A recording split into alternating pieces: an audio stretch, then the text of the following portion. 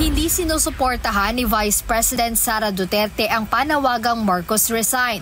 Ayon sa pangalawang Pangulo, hindi niya ito kailanman sinabi.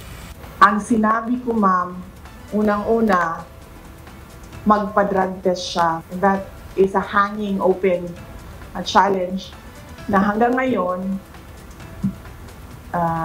ayaw niyang gawin. Na sinasabi ko, that is a betrayal of public trust. Ang pangalawa, yung pagpirma niya ng kaduda-duda na budget. That is a culpable violation of the Constitution. Yan ang sinasabi ko, nasagutin niya, na hindi niya sinasagot. Binigyang diin ni VP Duterte na hindi dapat hingin ang pagbibitiw ni Pangulong Ferdinand Marcos Jr. Sa halip ay hiniling niya na gawin nito ang kanyang trabaho. Never ask him to resign. That is a pointless call. Hindi magre-resign yan. Nakita niyo ba yung tatay? Ilang taon yun? 20 years? Oo. That is a pointless call. Tingnan niyo yung DNA niya na ayaw niyan. So, Marcos resign is a pointless call. That is why I am asking him to do his job. Of which, of course, alam na nating lahat na hindi niya ginagawa. Kaugnay nito, itinanggi rin ng Vice Presidente na siya ang nasa likod ni Cavite 4th District Representative Kiko Barzaga na nananawagan para sa pagbibitiw ni Pangulong Marcos Jr.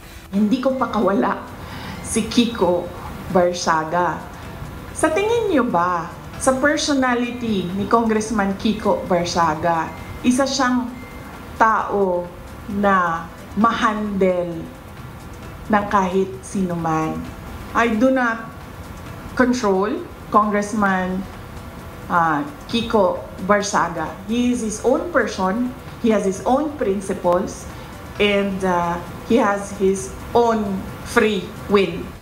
Ayon kay VP Sara, nakilala lang niya ang mambabatas sa Uniteam Rally sa Cavite noong 2022 kung saan ang magulang umano ni Representative Barzaga ay hindi Uniteam kundi for Sara only, habang ang kanilang anak ay sa Uniteam.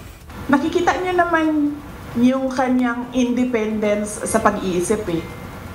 Nakikita niyo din yung kanyang lakas ng loob. Nakikita niyo din yung prinsipyo niya. Ang example ko na lang dito ay, unang-una, yung mga magulang niya, hindi Uniteam yun si Kiko Barzaga Uniteam. Hindi yan nakikinig sa mga magulang niya, ibig sabihin. Diba? So bakit yan makikinig kay Sara Duterte?